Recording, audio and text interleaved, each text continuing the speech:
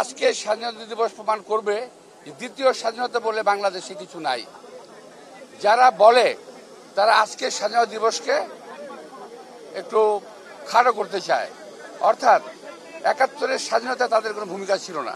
স্বাধীনতার ৫৪ বছরে আমি সবচেয়ে প্রথম স্মরণ করছি স্বাধীনতার ঘোষক শহীদ রাষ্ট্রপতি জিয়াউর রহমানকে, যিনি স্বাধীনতার ঘোষণা দিয়েছিলেন এবং অতঃপর দেশে থেকে উনি যুদ্ধ করে দেশকে স্বাধীন করেছিলেন।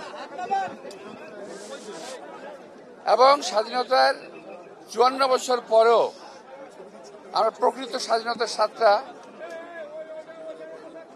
মাঝে আমরা হারিয়ে ফেলেছিলাম, এখন আমরা নতুন করে পেয়েছি ৫ তারিখের পরে। আমি স্বাধীনতার ৭১-এর যে বীর শহীদ যারা নিজেদের জীবনে প্রাণের বিনিময়ে আমাদের স্বাধীনতা অর্জন করে দিয়েছিলেন, রক্তের বিনিময়ে যারা স্বাধীনতা অর্জন করে দিয়েছিলেন, তাদের স্মরণ করছি। তাদের পরিবারকে যারা এখনো বেঁচে আছে তাদের প্রতি সমবেদনা জানাচ্ছি। এবং আজকের এই দিনে আমি দেশবাসীকে, দেশনেত্রী বেগম খালেদা জিয়া, আমাদের নেতা তারেক রহমান এর পক্ষ থেকে আন্তরিক শুভেচ্ছা এবং মোবারকবাদ জানাচ্ছি।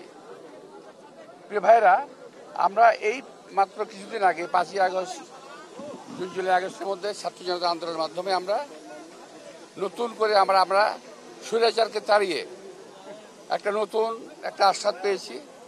অনেকে বলে দ্বিতীয় স্বাধীনতা। আসলে আজকে স্বাধীনতা দিবস প্রমাণ করবে যে দ্বিতীয় স্বাধীনতা বলে বাংলাদেশে কিছু নাই। যারা বলে তারা আজকে স্বাধীনতা দিবসকে একটু খাটো করতে চায়, অর্থাৎ ৭১-এর স্বাধীনতা তাদের কোনো ভূমিকা ছিল না। সুতরাং এই দিনটাকে তারা খাটো করতে চায়। আমি বলবো যে তারা যেন একটু নিবৃত্ত থাকে, এই স্বাধীনতা দিবসে যেন সম্মান জানায় এবং সম্মান করে। আগে এবং ৫ তারিখের পরে দলগুলোর মধ্যে যে ঐক্যটা ছিল, এখন কিছুটা অনৈক্য দেখা যাচ্ছে, আপনি কি সেটা মনে করেন? অনৈক্য কিছু নাই, স্বার্থের সংঘাত আছে। প্রত্যেকটা দলের যার যার একটা ইথিক্যাল জায়গা আছে, যার যার একটা মতাদর্শ আছে, যার যার মতাদর্শ থেকে তারা একটা কথাবার্তা বলে যাচ্ছে। এটা অনৈক্য আমি বলবো না।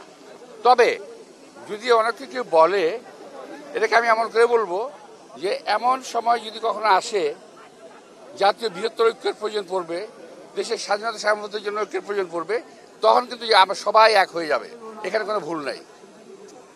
এখন দলীয় আদর্শের ভিত্তিতে হয়তো আমরা আলাদা আলাদা কথা বলতেছি, বিভিন্ন রকম কথা বলতেছি, হতে পারে, কিন্তু যখন প্রয়োজন আসবে তখন কিন্তু বাংলাদেশের জনগণ এক হয়ে যাবে স্বাধীনতা সার্বভৌমত্বের সাথে। সবাইকে ধন্যবাদ।